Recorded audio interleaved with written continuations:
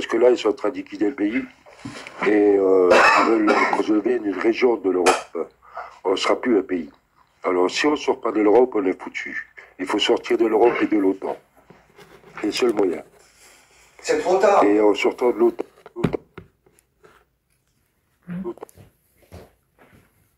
on envoie chier tout le monde. Il fallait sortir de l'Europe et de l'Union européenne il y a 5-6 ans. Là, attends frérot, Eric, là, ils vont à la guerre, c'est terminé.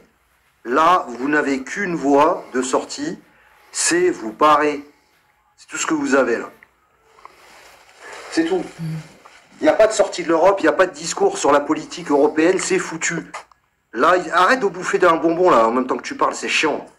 Il faut vous barrer. Barrez-vous. Je sais pas en quelle langue il faut vous l'expliquer. Vous êtes sous hypnose, les gars, là. Réveillez-vous. Réveillez-vous. Ils vont envoyer vos gamins à la guerre. Il est pas temps. Là, c'est fini le temps des discours politiques. Cassez-vous. C'est simple à comprendre. Allez-y, les gars. Il y a qui Digito. Attends. Il y a Digito, La Purge. Vas-y, Digito. Oui, bonsoir, oui. Est-ce que... Alors, la guerre, je suppose, c'est pour l'Ukraine. Personne adulte, âgée de plus de 18 ans en bonne santé, pardon Normal, Digito. Ils sont engagés dans l'armée. Non, je demande la question, là. La guerre, c'est pour l'Ukraine, c'est de ça que vous parlez, là? Non, on parle de la guerre avec le Paraguay, en fait. Déjà, non, mais sans déconner. Ce qu'ils font, c'est un peu ça. Non, mais je parle sérieusement. Parce que oui, je suis très sérieux, c'est la guerre avec le Paraguay, monsieur. Il y a une guerre nucléaire avec le Paraguay. Mais tu sors d'où, frérot? Je veux dire, t'es sorti de ta grotte. Vas-y, c'est bon, on n'a pas le temps, frérot. Bah oui, d'accord, pas trop vite le matin, doucement le soir. Non, mais sans déconner, les mecs. Mais t'es pas sorti de ta grotte depuis... Non, mais t'es sorti de ta grotte il y a combien de temps, frérot? Là, vous parlez de la guerre en Ukraine ou vous parlez de quoi? Frérot, t'es où, là? Tu vis où? T'es à Tahiti? Fais-nous profiter des paysages. Ça fait 3 ans qu'on parle, en fait, de conflit entre l'Europe et la Russie. Le mec, vous parlez de quoi? Tout est écrit, en fait, là. Je comprends pourquoi vous avez pris 3 doses de vaccin, en fait. Vas-y, ça la mèche fort. C'est dit, on a affaire à des veaux. C'est donner de la confiture à des PORCS. Il n'y a pas grand monde qui va te croire, hein, c'est fou. Pourtant, il y a tout sous leurs yeux. C'est factuel. On dit que tout le monde est condamné. C'est vrai, ce qu'il dit, il a raison. Mais je pense qu'on a encore un créneau. Si au mois de septembre, il y a quelque chose qui se passe. Parce que si le Macron, il a peut-être moyen de le sortir du jeu, mais ça sera jamais de la vie qui le feront. Parce que quand les bourses vont se casser la figure, c'est les organismes financiers qui vont le pousser vers la sortie. Qui? Et oui, c'est ça. Et qui, Macron? Coûter de vie. Alors Macron, il va se faire sortir par les financiers. Alors je t'explique, Macron, il est encore là pour 15 ans. Non, Macron, il est mort. Ah ouais? Macron, il va sortir du jeu, c'est les financiers qui vont le sortir. Alors écoute, je vais t'expliquer une chose, Eric. Parce qu'il marche avec les financiers, hein, Macron. D'accord. Tu sais c'est quand les prochaines élections présidentielles? Mais il n'y aura pas des élections là. Voilà, il n'y aura pas d'élections. Tu sais pourquoi il n'y aura pas d'élections? Parce que lis l'affiche là, qui est écrit en grand. Oui, c'est parce que c'est la guerre, il y a la loi martiale, automatiquement il reste au pouvoir. Voilà. Et tu sais il a quel âge, Macron? Et tu sais il a quel âge, Macron? Mais pour moi, le Macron, il ne tient pas jusqu'à la fin de l'année. Jamais de la vie. Mais vous avez pas c'est toi qui va aller... Attends, c'est toi. Attends, c'est qui va le virer de l'Elysée qu'on rigole un peu? Vas-y, dis-nous. Les financiers. C'est eux qui voient la vie. Non, c'est lui qui le Mais il est au service des financiers, mais les gars... Ils n'ont jamais fait autant de fric. Ils n'ont jamais fait autant de fric qu'avec Macron, les financiers que tu parles. Le problème, c'est qu'ils ne vont plus en faire. Parce que les bourses vont commencer à chuter. Et t'as pas compris que c'était des multinationales qui continueront d'exister. Mais ils vont le changer, ils vont l'enlever. Ça, c'est clair et net. Il ne restera pas. N'importe quoi. Bien sûr que non. Putain, il a pas compris pourquoi Uber, ils sont là en Non, mais, France, ils payent pas d'impôts. par Mais contre, les bourses, moi- elles vont pas rester en haut comme ça, elles vont chuter. Qu'est-ce qui va se Il passer? a pas compris, en fait, les GAFA, McDonald's. Oui, il a pas compris. ceux-là, ils vont le pousser dehors, t'inquiète pas. Parce que Bon, bonne nuit. En fait, le peuple, il a un pouvoir. Non, pas les financiers, ils en ont rien à foutre. Les vrais financiers, eux, ils tirent leur marron du feu. Il y a beaucoup de mecs qui ont un petit peu de patrimoine ou qui pensent faire partie de l'élite. En fait, ils font partie des victimes sans s'en rendre compte. Allez vous renseigner sur les profits Total de Bien sûr. Bolloré Non, et compagnie. ouais. Ils ont multiplié par deux et demi, rien qu'avec l'histoire du Covid. Et il y a un élément que je rappelle à chaque fois aux gens qui comprennent pas. L'ambassade des États-Unis, elle a été achetée en France pour le prix d'un lavabo. D'un lavabo aux États-Unis. Ça veut dire qu'à partir du moment où tu as détruit un pays, tu rachètes tout pour une poignée de cacahuètes. Et en plus, tous les opposants, tu les as envoyés ou au casse-pipe ou au star. Comme ça, elle est belle. Voilà le projet, quoi. Bref. Bon, enfin, Et la France, ça fait un an qu'on entend qu'elle n'arrive plus à payer même les locaux de la gendarmerie. Ouais. Mais par contre, on finance grassement des mecs comme vous avez évoqué le truc tout à l'heure. Je l'ai marqué dans le chat. C'est Eurogène Fort. Et ça, par contre, c'est le flip. Je les ai croisés, ces mecs-là, en vélo, une fois. Un break Peugeot noir avec des mecs dedans avec des sales têtes, des uniformes noirs, rien de marqué dessus. C'est quoi ce truc?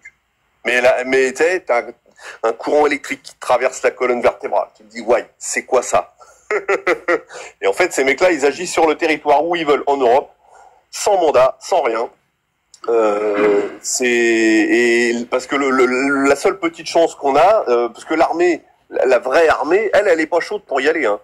Eux, ils sont pas d'accord. Le problème, c'est qu'ils ont centrifugé tous les gens intelligents au sein de l'OTAN et au sein des états-majors pour mettre que des claqués de la tête, maintenant.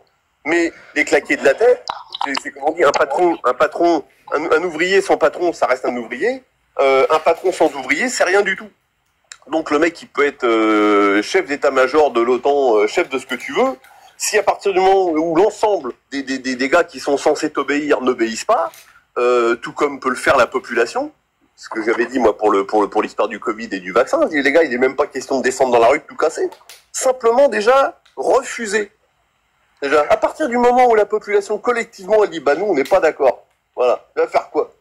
Ce que t'as pas compris, c'est que les états-majors sont avec l'État.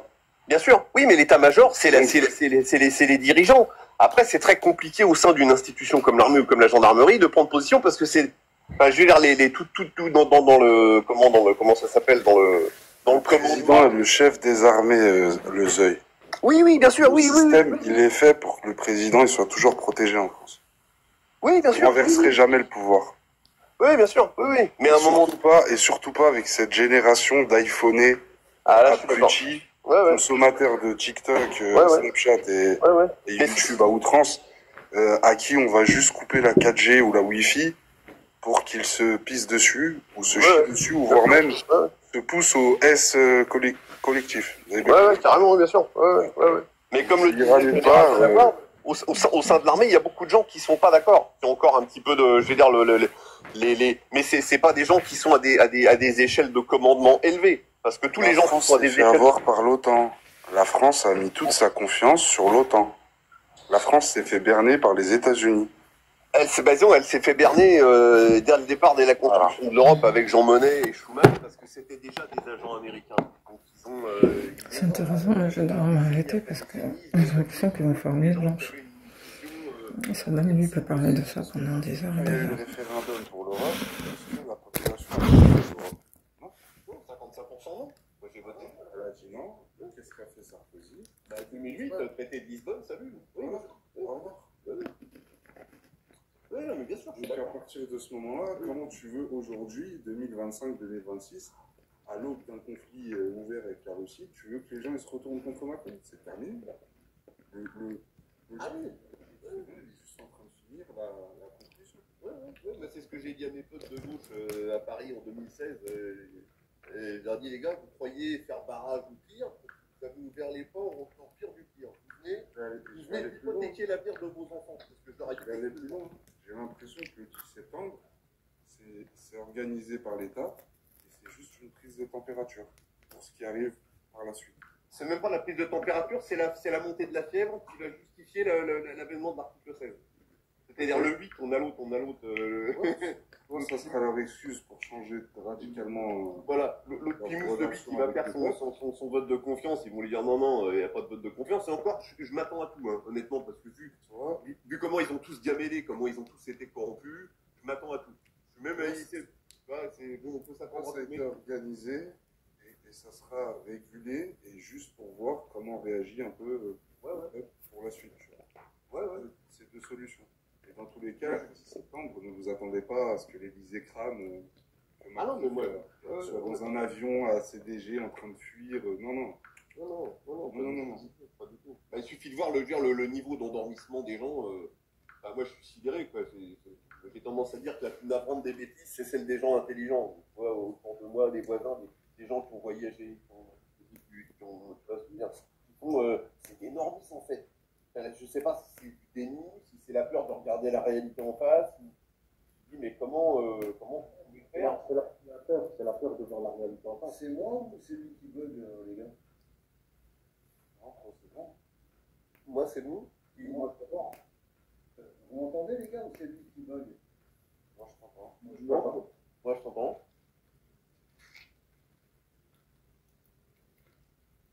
Ah, je t'ai dit que ça ferme, tu l'es parti en pause. Ouais, allô? Non, on s'entend? Bon, d'accord, ok, ça marche. Ouais. Ce que je voulais dire, les gars, rapidement. Attends, il y a encore l'invité. Les gars, félicitations quand même, parce que il est 4h30 du matin, on est quasiment 300. Bravo, chapeau bas, vraiment. Ça prouve que le sujet inquiète, soit qu'il intéresse, soit qu'il inquiète. Je vais donner la parole juste avant Ola. Ola, s'il te plaît, juste 10 secondes. Les gars, ceux qui ont des opportunités professionnelles de partir à l'étranger. Ola, s'il te plaît, ton micro, 10 secondes. Coupe ton micro, s'il te plaît, 10 secondes, frérot. Attends, je vais couper à ta place. Attends, j'ai l'impression, les gars, que vous m'appelez. Attends, j'ai l'impression que vous. Attendez, les gars. J'ai l'impression que vous m'appelez à 4h du matin depuis votre douche, quoi. J'ai un message solennel à faire passer. Je suis content qu'on soit nombreux parce que ça fait 1 an en fait que je crie au loup. Alors en général, quand on crie au loup, c'est qu'on a crié un peu trop en avance et que finalement, c'est pas vraiment ce qui s'est passé. Bon, en fait, ce qu'il faut retenir, c'est que je préviens les gens du danger imminent depuis 1 an. Alors pas forcément sur la guerre. J'aurais jamais imaginé en fait qu'un jour la France puisse entrer en guerre, etc. J'avais même pas imaginé ce scénario catastrophe. Mais par contre, ça fait des années, comme des mecs comme Olivier Delamarche, Charles Gave, Charles Sanin et bien d'autres, nous préviennent en fait sur la situation catastrophique de la dette française. Ça fait 1 an que je vous ai dit, retirez votre magot. Alors ceux qui n'ont pas un rond, vous vous en foutez, ils ne risquent pas de vous confisquer quoi que ce soit parce que vous n'avez pas une thune. Mais ceux qui avaient ne serait-ce que 20 000 balles, enlevez-vous les doigts, les gars. C'est le moment. Déjà, pour commencer, premièrement, achetez de l'or, de l'argent, c'est ce qu'il y a de plus simple, planquez-le au fond de votre jardin, vous achetez 2 bergers malinois et personne ne va rentrer dans le jardin. Tu vois ce que je veux dire? Et aussi un FUSIL, voilà, et vous serez en légitime défense sur votre propriété. Maintenant, le truc, c'est que ceux qui ont des opportunités professionnelles à l'étranger, vendez votre baraque et cassez-vous. C'est tout ce que j'ai à dire. Ola, t'es là ou pas? Ola, est-ce que t'es là? Vas-y, dis pas. Moi, je voulais réagir sur ce que tu as dit concernant les pièces d'or et les pièces d'argent. Je ne sais pas si tu as entendu parler ou tu connais déjà, ou peut-être tu veux t'apprendre quelque chose. Tout ce qui est réquisition d'or en cas de guerre, effort de guerre, tout ça.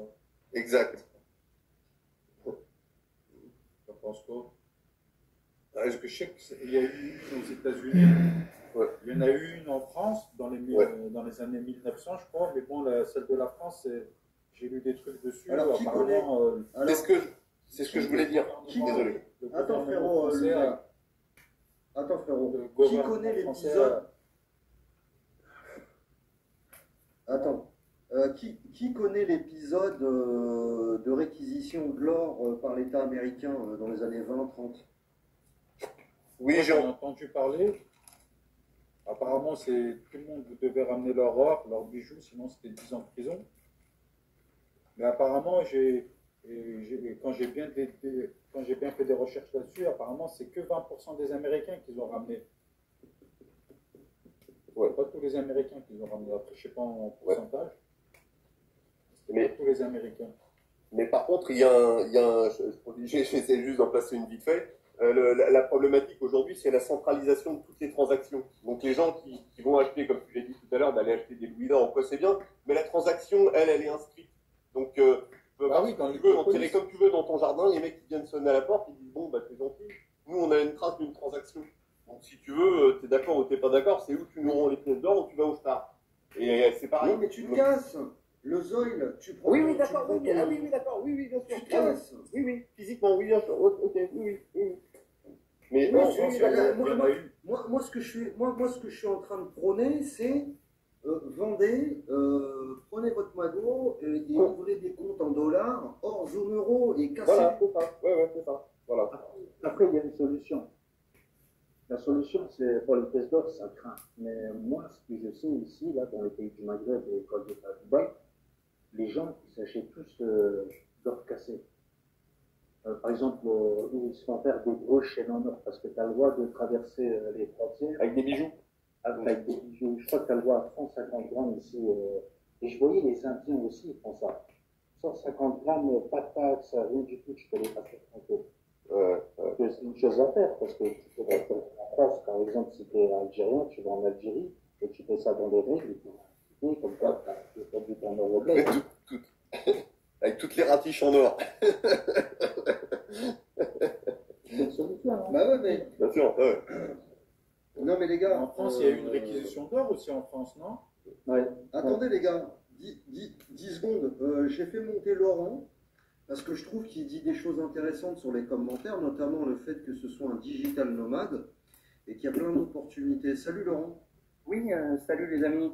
Oui, moi je suis très intéressé par votre live là. Bon, chez moi il est 9h30 parce que je suis parti vivre en Asie. Ça fait un mois que j'ai quitté la France. Ça fait 2-3 ans que je sens vraiment que ça sent le roussi en France.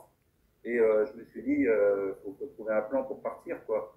Moi j'ai 59 ans, j'ai pas attendu de dire bon ça y est, je vais attendre la retraite, etc. Non. Il y a le feu, quoi. Il y a le feu au bateau les mecs. Et comme tu vois, pour moi, la France, aujourd'hui, on est comme dans le Titanic, quoi. Il faut se réveiller, il faut faire des choses. C'est bien que tout le monde ne peut pas partir. Après, il y a des moyens de se préparer. Moi, je ne suis pas ici pour faire de la pub sur comment je finance, mais j'ai trouvé une solution de faire une activité de digital nomade, du business en ligne. Et avec ça, il y a des pays où on peut vivre avec 1 000 euros par mois, c'est bien, quoi. Et franchement, 1 000 euros par mois, tout le monde peut le gagner. Enfin, moi, je pense.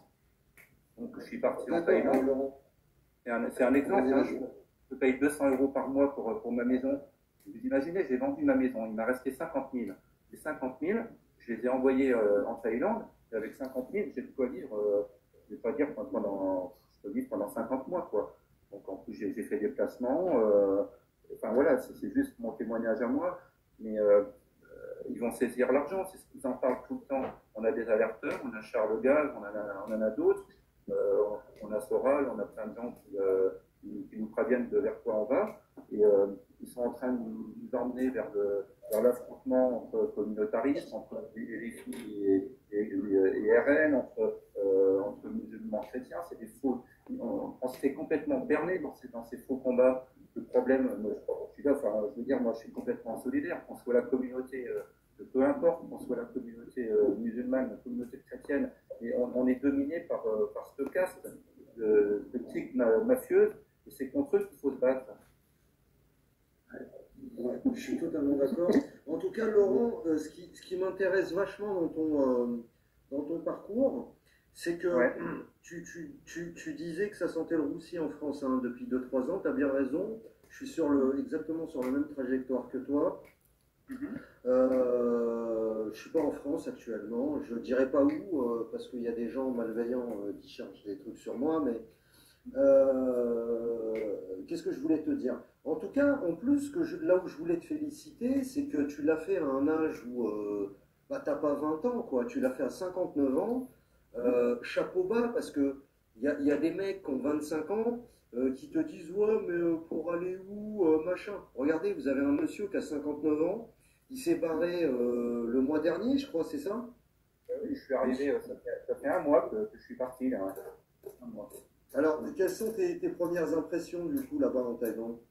Alors, mes premières impressions, c'est que bon, vraiment un sentiment de liberté, c'est fou quoi, mais on sent qu'on n'est pas fliqué, je sais pas comment vous dire, mais pas partout, tu n'as pas de radar, tu payes pas de péage sur toute route, tu peux aller faire tes courses à n'importe quelle heure du jour et de la nuit, tu peux aller, tu vas au resto pour 2 euros. Laurent, je suis sûr que tu te dis dans ta tête, j'aurais dû le faire plus tôt. Mais carrément. Mais franchement, les amis, si j'avais pu, plus tôt, si je m'étais rendu compte, si j'avais su vers quoi on va en France, je serais parti il y a 10 ans. Il n'y a pas de problème. Oui, carrément, quoi. Carrément. Et je veux dire, tous les Français, tous les expats qui sont ici disent la même chose. Ils disent juste que c'est carrément la France est vivante. Quand ils reviennent, ils n'ont qu'une envie de repartir. Et c'est vraiment que j'ai, quoi. Ce sentiment-là. En tout cas, ouais. Vas-y Laurent, excuse-moi, je t'ai coupé dans ta lancée. Un exemple, par exemple, mais on parlait au niveau santé, mais tu prends dans tous les domaines, au niveau social, au niveau je sais pas, au niveau sécurité, au niveau financier. Par exemple, moi j'avais un petit souci de santé, j'avais besoin de voir un dermatologue. En France, c'était pas possible. Il fallait, je sais pas, un délai, pas possible. Et là, j'ai pris rendez-vous, là, j'ai pris un rendez-vous. 2 jours après, j'avais mon dermatologue, j'ai réglé mon problème. J'en ai eu pour 100 balles. Pour 100 balles, j'ai réglé mon problème en 2 jours. En France, c'est même pas possible. Alors, on est là, quand j'entends les Français qui disent ah ben oui, on a les avantages, on a le social, on a le machin, et les gens ne se rendent même pas compte qu'ils nous tiennent comme ça par ces soi-disant avantages qui n'en sont pas, hein, avec la sécurité sociale qui fait quoi, qui nous finance des vaccins qui nous aident à mourir. C'est ça la sécurité sociale. Mais arrêtez de croire qu'on a des avantages en France, quoi. C'est des avantages qui nous tiennent. Moi, je vais dire un truc, Laurent. Moi, je vais dire un truc. Moi, je suis franco-algérien, je suis né en France. Comme disait Romain Gary, je n'ai pas une goutte de sang français, mais la France coule en moi. Moi, partout où je vais, je sais pas, j'ai été à l'école de la République, mes potes, j'ai eu des potes de toutes les origines, mais j'ai été forgé par la France, même si je suis un Algérien à 100%, de sang, de par mon père, mes grands-parents, ma maman, etc. J'ai quand même été pondu en France. Et donc, je vois la France dépérir depuis maintenant, allez, 20-25 ans, on va dire. Il y a un vrai tournant à partir de 2008. Et je suis désolé les gars, moi je suis français également, je suis un franco-algérien, j'ai 2 nationalités, 2 cultures, et j'aime mes 2 pays. Mais le truc c'est que moi, en tant qu'Algérien né en France, je me souviens des balades qu'on faisait avec papa, avec ma mère aussi, mes frères et sœurs. Des fois, il nous emmenait manger une glace il y a 30 ans, dans les années 90, quand il achetait, mon père avait acheté un monospace flambant neuf, et puis, comme il travaillait à Paris, qu'il connaissait bien Paris, papa nous emmenait les week-ends manger une glace au pied de la Tour Eiffel, J'ai des souvenirs de ce qu'était Paris et la France il y a 30 ans, mais j'en ai la chair de poule. Paris, c'était la ville lumière. Les rues parfaitement agencées, une symétrie parfaite, les immeubles hyper droits, les odeurs de la boulangerie, les odeurs de croissants le matin.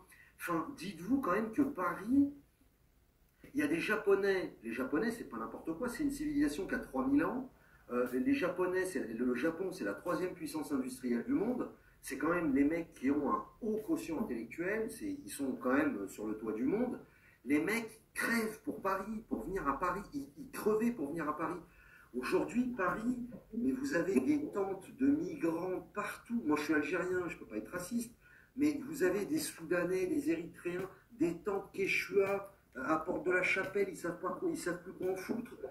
Paris, il y a certains quartiers, alors certains quartiers, pas tous les arrondissements. Évidemment que le 7e, c'est super propre, le 8e, le machin. Mais pour moi, la manière dont ils ont laissé dépérir Paris, c'était synonyme, enfin, pour moi, c'était un signe précurseur de ce qu'ils allaient faire de la France. Et la France est un pays symbole qu'il faut abattre pour ces satanistes, parce que la France représente quelque chose. Quoi, je ne sais pas, mais la France est le point central, est un pays qu'il faut détruire pour ces mondialistes. Et il y a de plus en plus de Français qui ont fui.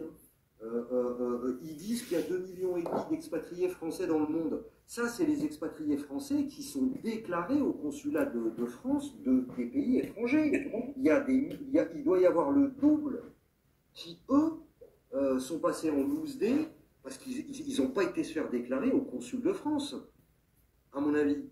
C'est ça qui se passe. Allez-y, les gars, si vous voulez ajouter là. Certainement, ouais. Bah, le côté destruction de la France, c'est avec la Russie. La France était la fille aînée de l'Église, et la seconde fille aînée de l'Église, enfin la fille aînée de l'Église orthodoxe, c'est la Russie. C'est la raison pourquoi il y a cette espèce d'obsession à vouloir détruire ce que représentaient ces nations, et ce qui a été la France aussi dans l'histoire. C'est pas du chauvinisme, hein, ce que je vais dire là. Mais quand même, c'est ce que dit l'histoire, c'est que ça a été un phare de la civilisation dans le monde. Au niveau du rayonnement intellectuel, culturel, c'est indéniable. Les erreurs qui ont été faites sont celles qu'elles sont, rien n'est parfait, mais en termes d'idéalisme humaniste, etc., il y a ce que ça représente. Et c'est exactement, ce sont des valeurs inverses des satanistes qui veulent détruire ça, quoi. Exactement. Je simplifie, hein. Quand on dit sataniste, il y a des gens qui voient tout de suite des belles émutes avec des cornes, des trucs. C'est beaucoup plus profond que ça, mais enfin bon, on est là-dedans, quoi. Vous voyez des inversions de valeurs comme ça se produit là, et je suis tolérant. Moi, je m'en fous. Je veux dire que le mec soit homo, il soit ce qu'il veut, ça me regarde pas. Mais comme tu le disais tout à l'heure, des traves qui viennent dans des maternelles, expliquer avec des gamins qui peuvent devenir flaques de couleur, ou qui sont, oh les gars, normalement, enfin, c'est pas par les urnes, c'est par les burnes. Hein. Ça se passe à un moment donné, c'est comme ceux qui participent actuellement à l'abattage des troupeaux, que ce soit les cabinets vétérinaires ou même les gendarmes ou quoi. Moi, c'est ce que je marque à chaque fois quand je traîne sur TikTok sur des trucs. Je leur dis, prenez le maximum d'informations, prenez des photos. Parce que les gens qui ont participé à ça, il faudra aller les chercher. Et c'est exactement ce qui devrait se passer avec les chefs d'établissement. C'est ce qui aurait dû se passer pendant le Covid avec les gens qui étaient des... Enfin bon, bref, je vais pas revenir là-dessus. Là, dernièrement, le dernier truc, là, ils ont monté comment ça s'appelle, un comité de vérification contre la désinformation médicale. À la tête de ce truc-là, ils ont mis Molimar et puis 2 autres mecs qui sont des corrompus finis. Enfin, je veux dire, ça, c'est la démonstration finale. Voilà, quoi, ils se torchent avec, quoi. Mais bon, il y a quand même un reste de petits. Enfin, moi, j'ai pas spécialement d'espoir. Hein. Je considère que c'est plié, mais pour rebondir à ce que je sais plus qui parlait tout à l'heure du Titanic, quand tu crois que tout est perdu, repense au Titanic et au homard qui était dans l'aquarium de la cuisine. C'est ça. Mes chers camarades, on va être polis. Alors, je crois qu'il y a... Laurent, reste avec nous, frérot. J'ai juste encore une ou 2 questions avant que tu sois très pressé. Non, mais mon temps, moi, vous savez, c'est tout mon temps, là. Merci, Laurent. De toute façon, alors, la purge, et après, deux gains, on t'a descendu un peu brutalement, mais moi, bon. Mais, alors, vas-y, la purge, s'il te plaît. Si tu m'entends, la purge. La purge, tu es là, la purge 1 fois. Attends, les gars, vous allez nous obliger. La purge 2 fois, la purge 3 fois. Merci d'être passé, c'était très sympa. À bientôt. 2 gains, Tu es là ou pas? Ouais, je suis là. Ouais, alors Deguin, vas-y, qu'est-ce que ça conspire tout ce qui a été dit depuis que tu as été descendu? Désolé, tu as été descendu, mais vas-y, dis-nous. Moi, en fait, j'ai. Par rapport à.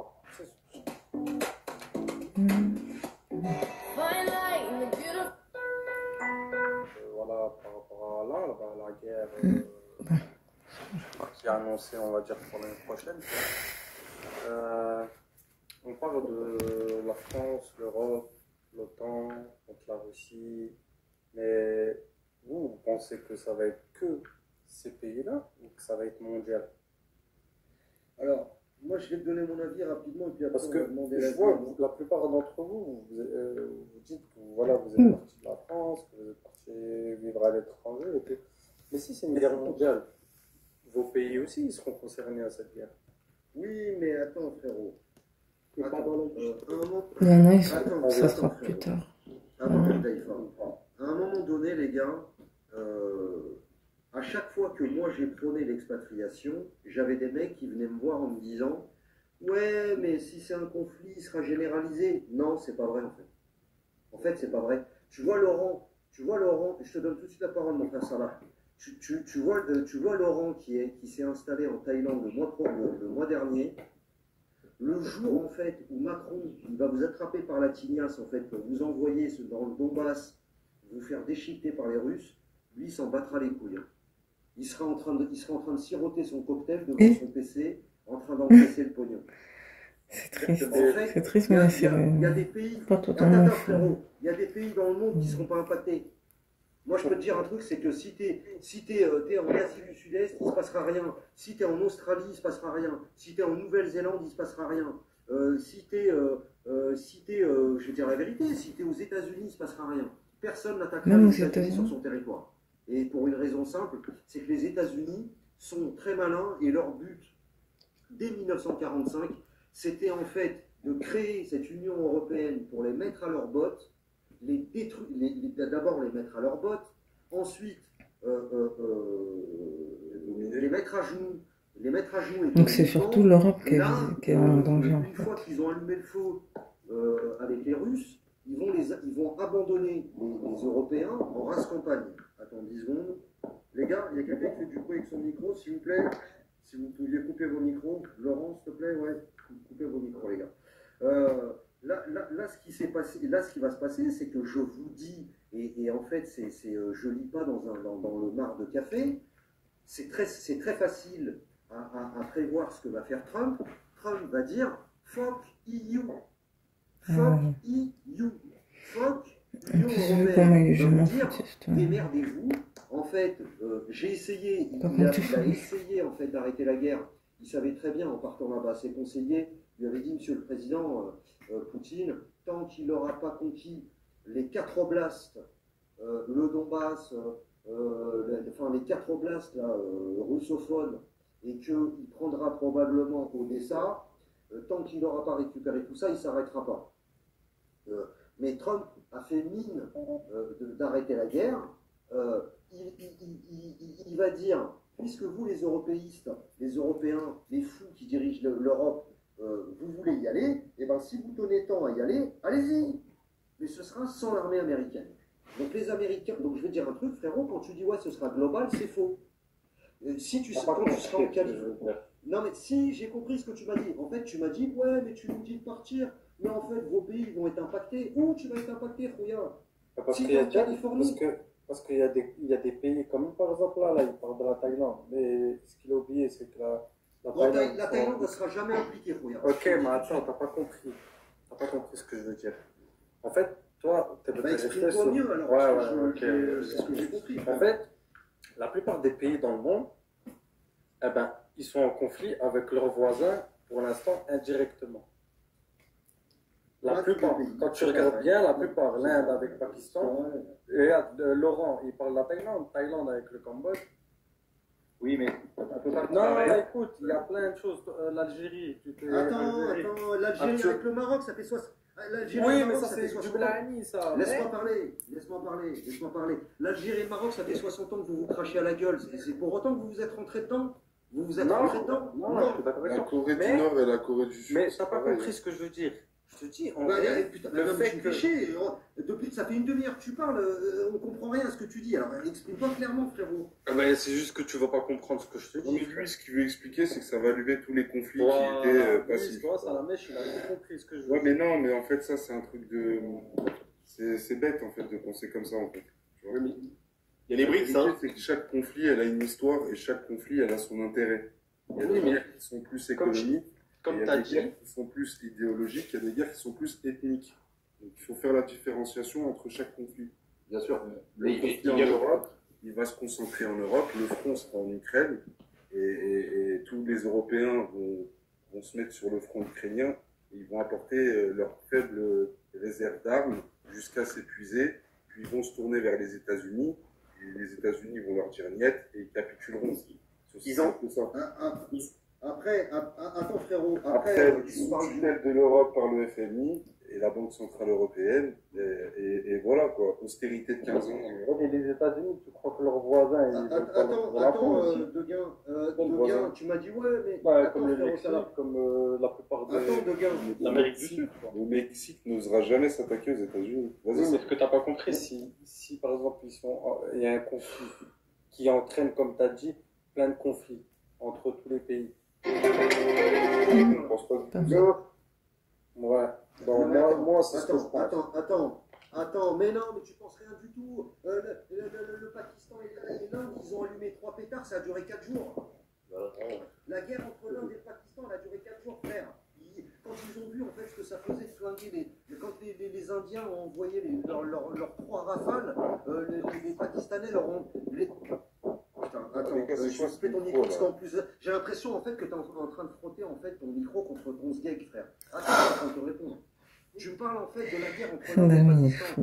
Les Indiens, ils ont envoyé 2 rafales, ils se sont fait flinguer en fait par la DCA pakistanaise, ça a duré 3 jours. Les Indiens, ils ont dit ah ouais, c'est ça la guerre. Ah bon, on arrête alors.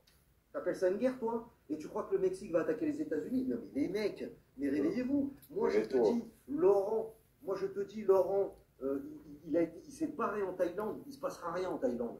Et de la même manière que les Thaïlandais ont récupéré quelques temples bouddhistes au Cambodge, il ne s'est rien passé parce que le Cambodge n'a pas d'armée, d'accord? Et il ne s'est rien passé du tout, frère. Et je vais te dire un truc, je préférerais être en Thaïlande, en slip, à travailler depuis chez moi avec un petit cocktail et la petite ventilo, le petit climatiseur qui me fouette le visage, d'accord? Que d'être à Paris. Avec un petit massage sans finition pour moi. D'accord? Eh oui, mon ami. Et donc, le truc, c'est que je préfère être en Thaïlande, d'accord, que d'être à Bobigny, où on te raye ta bagnole. Tu te lèves un matin pour aller bosser, tes 4 pneus tu trouves ta bagnole qui est sur cale. T'as 2 petites sœurs, elles sont harcelées. Ouais, file-moi ton snap, wesh, machin. Je préfère être en Thaïlande, frère.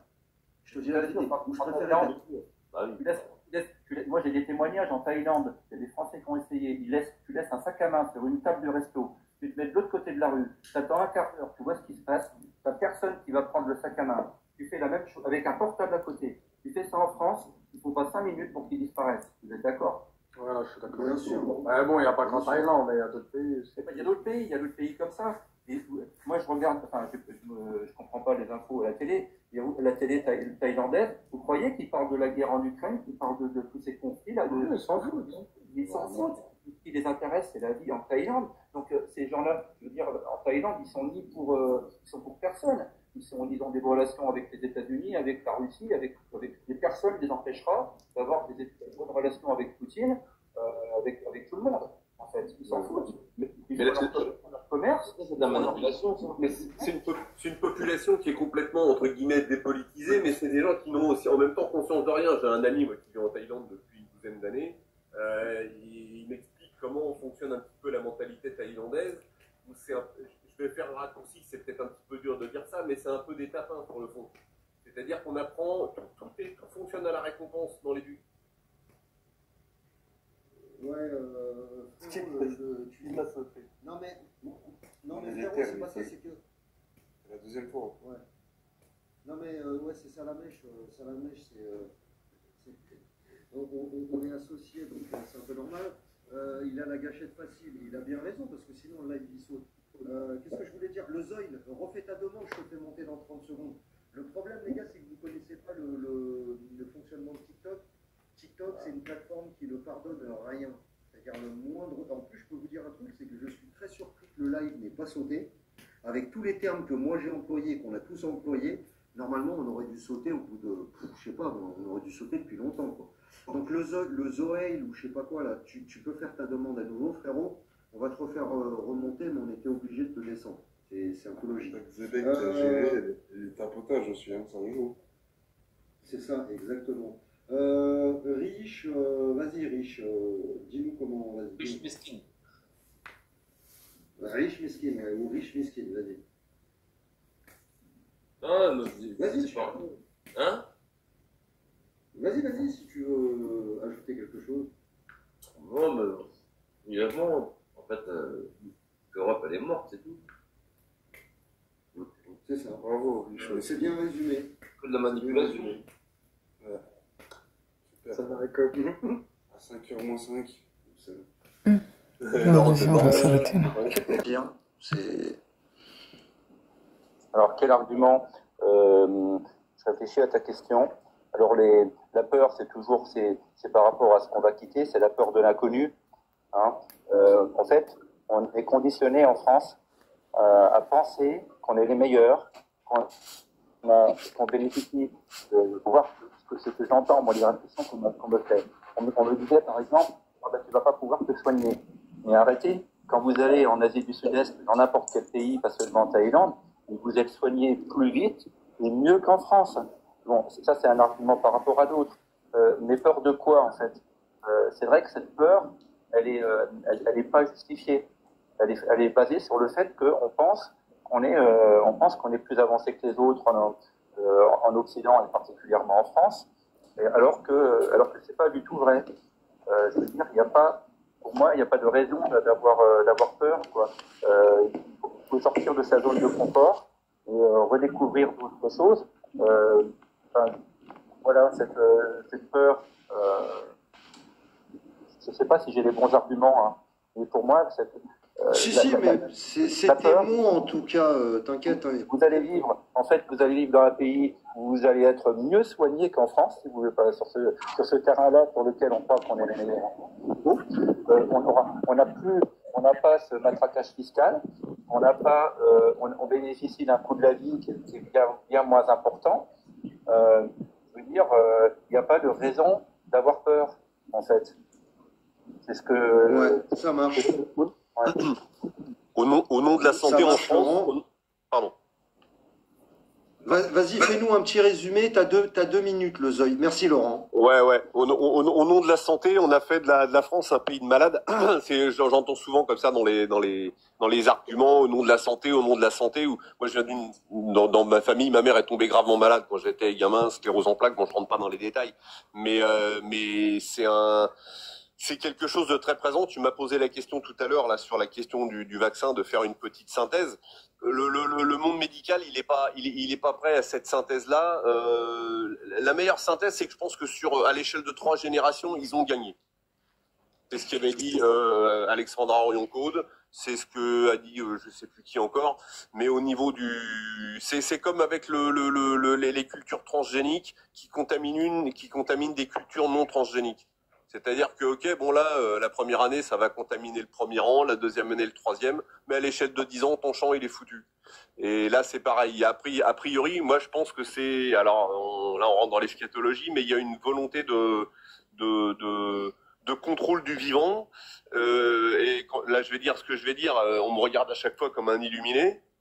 D'un point de vue légal, tous les gens qui ont été injectés ne sont plus propriétaires d'eux-mêmes. Ils sont la propriété des gens qui ont déposé les brevets.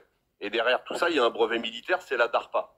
Voilà, parce que il est avéré que la chaîne d'ADN est modifiée. Donc à partir de là, tous les gens qui ont été injectés sont des organismes génétiquement modifiés. Ça fait pas plaisir à entendre, mais c'est comme ça. Et alors, à quel point de bascule, on va dire idéologique, les pays, les États, les entités peuvent basculer au point où on peut faire valoir ça comme de la simple marchandise, bah là on est au point de basculement, quoi. Bon, ça c'était pour la question du vaccin. Pour le reste, ce que je disais tout à l'heure, moi je suis le dernier des Harmar parce que je l'ai vu arriver de loin.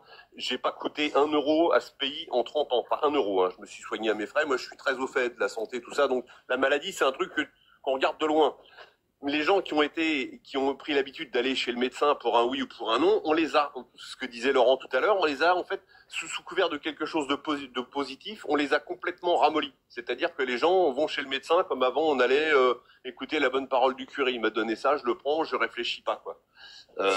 Il faut lire Ivan Illich sur la iatrogénèse médicale, sur en fait Comment tu dis Comment il s'appelle? Ivan Illich. Ivan Illich, je pourrais, les entretiens sont très intéressants à écouter. C'est sur le site d'Égalité Réconciliation. C'est le BABA. Je vois qui c'est. C'est un barbu francophone, c'est ça? Je sais pas du tout à quoi il ressemble, Ivan Illich. Il est mort, hein, Illich. Hein. Ouais. C'était un médecin philosophe. Il faut écouter faudrait que je puisse t'envoyer le lien. Je regarde comme de toute façon, je me suis abonné à toi, donc je t'enverrai si je vais trouver le moyen de t'envoyer le lien. Pour ceux qui écoutent, c'est le comment ça s'appelle? Laisse-moi 30 secondes. Le BABA de elle s'appelle Béatrice Bach sur je vais pas y arriver là. Je rame là. C'est pas grave. Non, frérot, Lezoï, fais-nous une... Allez, vas-y. On a compris ton propos, mais c'est juste qu'on est tous chaos technique et tout, mais c'est super intéressant ce que tu racontes, frérot. Et je voudrais vraiment... Attends, frérot, je voudrais vraiment vous revoir ici les prochains lives, parce que c'est super intéressant. T'es un très bon orateur, t'es un mec super intelligent. T'as 1 minute, en fait, pour donner un conseil aux gens, et je sais pas, moi, et comment tu ressens le truc. Est-ce que tu as un conseil à donner? Si c'est pas un conseil, donnez ton ressenti. Tu as 1 minute, Lezoï, vas-y. D'avoir le courage de regarder la mort en face. C'est pas très optimiste. Moi, c'est mon point de vue. Moi, je suis un moudjahid. Tu vois ce que je veux dire? Si je peux pas partir de ce pays, j'irai pas me battre pour vous. Tous ceux qui rentreront dans la maison pour moi mourront avec moi. C'est un point de vue qui vaut ce qu'il vaut. C'est un peu comme dans le 5e élément avec l'autre qui se fait avoir. À la fin, tu sais, il clique pour l'honneur. Voilà. C'est en tant que musulman, vous pouvez comprendre ça. C'est mon point de vue. Ça veut pas dire qu'il faut pas choisir la vie, hein, qu'il faut rester peut-être optimiste, parce que comme je l'ai dit tout à l'heure, le homard, lui, dans le Titanic, pour lui, c'était l'acquis. Hein. mais voilà, j'ai envie de dire ça parce que la peur, en fait. C'est ce que disent. Ça va prendre un petit peu plus d'1 minute, mais j'ai rebondi la dernière fois sur quelqu'un qui disait un truc sur ce sujet-là, des gens qui veulent, tu sais, dramatiser les choses et dire attention, machin, tatati, tatata. Et quelquefois sont les pires ennemis. Quelquefois c'est des djinns déguisés, parce qu'en fait le simple message qu'ils délivrent, c'est un message de peur. À partir du moment où t'as pas peur, on peut pas te toucher. Je crois que c'est dans la Bible. Je connais pas les versets de la Bible, mais dans la vallée des ombres, je marche sans crainte parce que tu veilles sur moi ou un truc dans ce goût-là, quoi. Mais en gros, c'est ça, quoi. Tu vois, moi, quand il y a un bruit dehors ou quoi, il fait nuit, je sors, j'ai pas peur. Ça veut pas dire que je risque pas de me faire dézinguer, hein. C'est pas le propos. Mais à partir du moment où en toi, tu vois ce que je veux dire, il y a quelque chose qui tient, bah déjà l'emprise, elle est pas là. Et même si c'est cuit, bah tue-moi si tu veux. J'ai pas peur. C'est con, hein, ce que je dis, hein. Mais en dernier recours, frérot, c'est ton ressenti et c'est très honorable. J'ai compris le propos. Un petit mot de la fin, très rapide, 10 secondes, pas plus. Hein. Vas-y. Courage à tous. Hein. Et bienveillance surtout, parce que entre les communautés, bienveillance surtout, parce que moi je suis pas, tu vois, voilà, ça me fait plaisir d'entendre des Maghrébins, tu vois, d'entendre ce propos-là, parce que je croise beaucoup trop de mecs, ils ont de la merde dans le cerveau, pardon, je parle mal, et c'est désolant, parce que moi, comme j'ai dit tout à l'heure, je suis un tout petit peu plus jeune que Laurent, j'ai 54 ans, je suis de la génération touche pas à mon pote. Et ça va les gars, ça va, arrêter avec vos histoires de Sistra, de facho, de machin. Non, c'est quoi? Ça n'a rien à voir, c'est des amalgames. Ils sont aussi bêtes que des LFI. Frérot, ça, je vais te dire un truc. Écoute, c'est comme le French arabique là, de 54 piges là, qui est venu me voir. Il a commencé à me prendre de haut. Alors, au début, si tu veux, je le respectais parce que chez nous, on respecte les anciens. il n'y a pas de souci. Mais dès qu'il a commencé à embrayer en deuxième en me disant tu te fais. Parce qu'il n'a pas aimé en fait mes propos sur les French arabiques. C'est le problème dans la communauté maghrébine en règle générale. Ils prennent très très mal les frérot. Oui, pardon. Attends frérot, ouais. Le truc c'est que moi j'ai l'habitude, il va pas me la faire. Moi je suis un rebeu, ok, je suis un maghrébin. Je parle parfaitement le darija algérien. Je suis complètement arabophone. Moi, tu me ramènes un Saoudien, un Qatari, un machin. Je peux boire un café pendant 2 heures avec eux, discuter de tout, de rien. Lui, zeppé, tu vois ce que je veux dire. Donc moi, les Maghrébins, en fait, qui m'expliquent à quel point c'est dur de vivre en France. Moi, j'adore la France. J'adore me balader en trottinette à Paris, m'arrêter sur une terrasse, boire un café. La vie est merveilleuse en France, même si ça s'est beaucoup dégradé. La France m'a tout donné, elle a tout donné à mes parents et voilà, je souhaite le meilleur à la France et aux Français. Moi, les Maghrébins qui me disent oui, mais tu comprends, mon petit cœur me fait mal parce qu'on m'a discriminé. Ah ouais? Eh ben, si la vie elle était si difficile que ça en France, toi qui as 55 ans, pourquoi t'es pas retourné au bled? Hein, et moi je m'arrêterai là. Et t'inquiète pas, hein, moi ils viendront pas ici parce qu'ils savent très bien comment je vais les recevoir. Et ils auront pas les arguments. Hein. Ils auront pas les arguments. Je m'arrête là. Tu m'as dit juste les 10 secondes pour le mot de la fin. C'est ce que je dis souvent parce que moi je suis quelqu'un de très avenant avec les autres. Par contre je masque pas mes opinions. Tu vois, je suis quelqu'un de très très franc. Mais c'est ce que je dis toujours. Il y a des gens qui attendent un sourire et de l'amabilité. Sans en donner au départ. Si tu veux qu'on te réponde avec un sourire et de l'amabilité, le savoir-vivre français, ce à quoi tu fais allusion là, il faut le donner déjà. C'est-à-dire moi quand je rentre quelque part, je dis bonjour, j'ai le sourire. Je rentre je bouffe rarement chez un grec, mais si je rentre bouffer un grec, mais qui sont à table là, quel qu'il soit, je m'en fous, je suis pas j'ai bon appétit. T'en as toujours 2 ou 3 qui relèvent la tête. Ah tiens, tu vois ce que je veux dire? C'est comme quand tu dis bonjour. Bah ouais les gars, bon appétit. Vous êtes en train de manger. Moi j'ai rien contre vous. On est des frères sur cette terre. Entre humains, que tu sois noir, arabe, ce que tu veux, je m'en fous, on est des frères. Et entre frères, on se reconnaît. Même si on n'est pas forcé d'être d'accord sur tout. Mais on se reconnaît. Voilà, moi par contre, c'est ceux qui veulent reconnaître personne, il y a les mêmes chez les Guerres, chez les quoi, c'est la même, hein. Je fais une petite parenthèse brève encore, désolé, hein, j'insiste un petit peu pour rebondir sur ce qu'on disait tout à l'heure. Moi, je me sens très très seul, si tu veux. C'est quand j'ai vu par rapport à Gaza, c'est le comportement des droits tardés en France. Et là, franchement, là, je me suis dit, là, on est vraiment tout seul. Tu vois, il y a eu... T'inquiète pas, on en reparlera, frérot, mais il faut vraiment ça sera avec plaisir. Oui, ferme. Il faut vraiment qu'on ferme. Alors, non, c'est fini, les gars, on va fermer. Alors, le maître de cérémonie, monsieur Salamèche, un dernier mot de la fin, s'il te plaît. Moi, très rapidement, en tant que musulman maghrébin, je vais inviter mes frères et sœurs à quitter le plus rapidement possible la France. On t'entend très mal. Là, tu m'entends?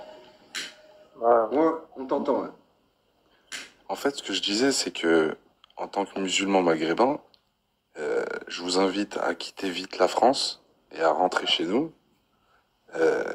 Si vous pouvez pas, faites tout pour pouvoir, et très rapidement. Il y a un truc que les gens ils ont pas compris sur ton affiche, Saddam, c'est qu'il y a écrit d'ici à 2026. Ça veut pas dire mars 2026. Hein. Ça veut dire avant ou après. Grand maximum 2026. Donc ça peut être dans 2 semaines, ça peut être dans 3 mois, ça peut être en mars. Donc c'est très urgent, ça urge. Barrez-vous. Hein. Ok messieurs, bah écoutez, je crois qu'on peut pas être plus clair. Sur ces belles paroles, écoutez les gars, je tiens chaleureusement à remercier tout le monde. Je le répète, hein, moi je suis un petit compte. J'avais plutôt l'habitude de faire 80-100 personnes. 300 personnes pendant 4-5 heures. En plus, j'ai commencé tard, de 23 heures à 5h30 du matin, avec 200 000 likes, 300 personnes qui sont concentrées, qui sont très attentifs à ce qu'on dit. J'ai pas une personnalité facile en plus. Félicitations, bravo, merci. C'est grâce à vos tapotages et au partage du live que le live n'est pas tombé. Je continuerai à faire quelques lives parce que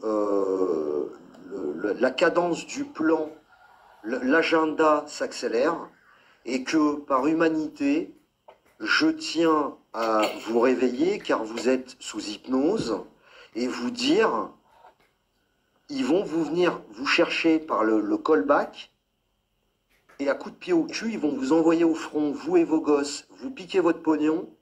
Et en plus de ça, vous avez un gros risque en France que les sauvageons mettent à sac la France, puisque c'est le chaos qui attend la France.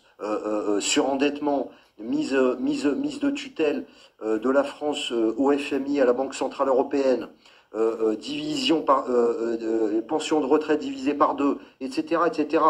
Enfin, la vie en France était déjà compliquée avec une situation sécuritaire qui s'est dégradée, un pays le plus taxé au monde, et maintenant c'est la guerre. Donc, je ferme ce live en vous disant, ceux qui ont une baraque, vendez-la, 300 000 balles, ça vous donne largement de quoi acheter une petite maison avec un terrain, quelques bêtes, un puits, quelque part dans le monde où vous serez peinard. Messieurs, dames, je remercie tout le monde. Je vous souhaite une bonne fin de nuit, d'accord? Et à très bientôt. Je ferai des annonces lors des prochains lives. Merci à tous, les gars. Une bonne nuit à vous. Faites de beaux rêves. Ciao. Rien à voir avec ce que je voyais avant.